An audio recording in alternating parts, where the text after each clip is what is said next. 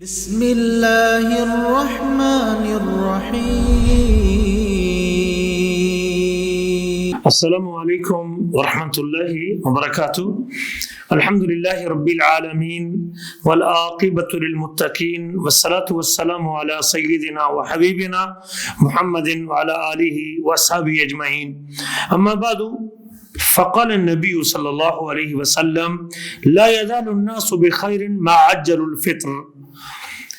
بخاری مسلم کی حدیث ہے، جسے حضرت سہل بن سعد روایت کرتے ہیں کہ لوگ اس وقت تک خیر کے ساتھ رہیں گے، بھلائی کے ساتھ رہیں گے، جب تک وہ افطاری میں جلدی کرتے رہیں گے۔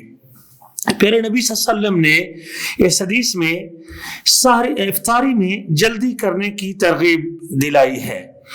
افطاری کرتے وقت آدمی کو جلدی کرنی چاہیے۔ جب وقت ہو جائے اور جب سورج غروب ہو جائے تو خواہ بال کی کھال اتارنے کے لیے اور سورج کو مزید غروب ہونے کے بعد انتظار کرنے کی ضرورت نہیں ہے۔ ہمیں اپنے رسول صلی اللہ علیہ وسلم کی اتباع کرنی چاہیے۔ نبی کریم صلی اللہ علیہ وسلم کا طریقہ یہی ہے۔ حضرت عبداللہ بن ابی اوفا روایت کرتے ہیں کہ ہم ایک سفر میں اللہ کے نبی صلی اللہ علیہ وسلم کے ساتھ تھے، تو جب سورج غائب ہو گیا تو آپ نے ساتھیوں میں سے کسی سے کہا کہ یا فلاں قم فیدہ لنا، اٹھیے اور ستو تیار کیجئے۔ وہ کہنے لگے اللہ کے رسول ابھی تک تو شام میں وقت باقی ہے اور رات نہیں ڈلی، تو آپ نے فرمایا اٹھیے اور ستو تیار کیجئے۔ پھر آپ نے تیسری مرتبہ اسے کہا اور پھر آپ نے فرمایا اذا رأیتم اللیل قد اقبل من ہاہنا، جب آپ دیکھیں کہ ادھر سے رات آ چکی ہے اور ادھر سے دن جا چکا ہے تو اس وقت روزے کی افطاری کا وقت ہو چکا ہے۔ تو روزے میں افطاری میں جلدی کرنا یہ نبیوں کا طریقہ ہے، تمام انبیاء کی سنت یہی ہے۔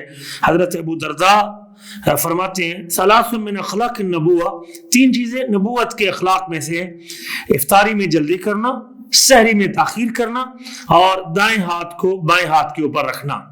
دائیں ہاتھ کو بائیں ہاتھ کے اوپر رکھنا، یہ تین چیزیں انبیاء کے طریقہ کار میں شامل ہے۔ اسی طرح یاد رکھیں کہ جو شخص سورج غروب ہونے کے بعد مزید انتظار کرتا رہتا ہے تو اس کا یہ طریقہ درست نہیں ہے۔ جب وقت ہو چکا ہے تو پھر صحابہ اکرام کا طرز عمل یہی ہے اور نبی کریم کا طریقہ یہی ہے کہ افطاری کرنے میں جلدی کرنی چاہیے۔ امام بخاری فرماتے ہیں حضرت ابو سعید خدری جو ہی سورج کی ٹکیا غائب ہوتی تو وہ روزہ افطار کر لیا کرتے تھے۔ عمر بن مامون العودی کہتے ہیں کہ اصحاب محمد افطاری کرنے میں جلدی کرتے تھے اور سحری کو لیٹ کرتے تھے، بالکل سحری کے وقت کے قریب جا کے سحری کرتے تھے۔ اگر کوئی شخص یہ سمجھ کے روزہ افطار کر لیتا ہے کہ سورج غروب ہو چکا ہے تو وہ معذور ہے، اس کا روزہ درست ہے اور اسے بقیہ وقت کھائے پیے بغیر گزارنا چاہیے، چونکہ اس نے غلطی سے یہ سمجھا ہے کہ سورج غروب ہو چکا ہے۔ اور اللہ فرماتے ہیں ربنا لا تؤاخذنا ان نسینا او اخطانا، اے ہمارے رب اگر ہم بھول جائیں اور ہم غلطی کریں تو ہمارا مواخذہ نہ کرنا۔ تو روزے دار کو چاہیے کہ افطاری کے لمحات کو غنیمت جانے، یہ دعا کی قبولیت کی کیفیت ہے۔ روزے دار کی دعا قبول ہوتی ہے، روزے دار کی دعا قبول ہوتی ہے، دعوت الصائم لا ترد، روزے دار کی دعا رد نہیں کی جاتی۔ حضرت عبداللہ بن عمر بن عاص فرماتے ہیں کہ نبی کریم نے فرمایا ان للصائم عند فطرہ لدعوۃ ما ترد، روزے دار کی جو افطاری کے وقت دعا ہے وہ رد نہیں کی جاتی۔ ویسے تو مطلقاً حدیث جو صحیح حدیث ہے وہ یہی ہے کہ روزے دار کی دعا رد نہیں ہوتی۔ اسی طرح ہمیں چاہیے کہ روزے کی حالت میں اللہ تعالیٰ سے مغفرت کی دعا کریں اور رحمت کی دعا کریں، اور وہ دعا جو اللہ کے نبی افطاری کے وقت پڑھا کرتے تھے اس کا اہتمام کریں۔ ذهب الظمأ وابتلت العروق وثبت الاجر انشاءاللہ۔